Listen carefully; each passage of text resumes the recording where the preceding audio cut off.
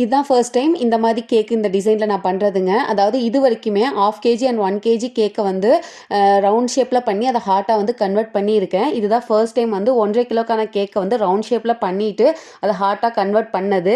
கொஞ்சம் பயமாக தான் இருந்துச்சு, கரெக்டான ஷேப் கிடைக்குமோ அப்படிங்கிற ஒரு பயம் இருந்துச்சு. இருந்தாலுமே கான்ஃபிடென்ஸாக பண்ணுவோம், நம்மளோட பெஸ்ட்டை கொடுப்போம் அப்படிங்கிற மாதிரி தான் பண்ணேன். சூப்பராகவே வந்துருந்துச்சுங்க. ஹார்ட்டின் ஷேப்பை பொறுத்த வரைக்குமே ஃபர்ஸ்ட் நம்ம வந்து ரவுண்ட் ஷேப்பில் க்ரம் கோட் கொடுத்து அதை நல்லா ஃப்ரீசரில் வச்சு ஒரு 10 மினிட்ஸ் நல்லா செட் பண்ணதுக்கப்புறமா நம்ம வந்து ஃபிகர்ஸ் ட்ரா பண்ணி கட் பண்ணி இந்த மாதிரியான ஒரு பேஸ்டிங் கொடுத்து ஹார்ட்டின் ஷேப் கொண்டு வந்துடணும். அகைன் இதை மறுபடியும் கொண்டு போய் நம்ம ஃப்ரிட்ஜில் ஃப்ரீசரில் வச்சு ஒரு 10 மினிட்ஸ் நல்லா செட் பண்ணி எடுத்ததுக்கப்புறமா தான் ஃபைனல் கோட்டிங் கொடுக்கணும். அப்போ தான் வந்து க்ரம்ஸ் எதுவும் நம்மளுக்கு வெளியில் வராமல் இருக்கும். ஸோ அவ்வளோதான், சூப்பராக கேக்குமே வந்து ரெடி ஆயிடுச்சுங்க. ஃபைனலாக சாக்லேட் கனாஷை வச்சு ஃபுல் கவரேஜ் பண்ணிட்டோம்னா இந்த கேக்கோட எண்ட் லுக் வந்து கிடைச்சிரும். சாக்லேட் கனாஷ் ஊற்றும் போது என்ன ஆகும்னா கேக்கோட போர்டு எல்லாமே வந்து பிசு பிசுன்னு ஒட்டிக்கும். அதை தொடச்செடுக்கிறது ஒரு மிகப்பெரிய பாடாகவே இருக்கும். லைட்டாக சுடுதண்ணியை வச்சு நம்ம வந்து தொடச்செடுத்தோம்னா கம்ப்ளீட்டாக க்ளீனாகவே வந்துடும். ஃப்ரெஷ் க்ரீம் கேக் ஆர்டர்ஸ் கோயம்புத்தூர்க்குள்ள மட்டும் எடுத்து பண்ணி கொடுத்துட்ருக்கோங்க. கேக் தேவைப்படுறவங்க ஸ்க்ரீனில் தெரியுற நம்பரை கான்டாக்ட் பண்ணுங்கள்.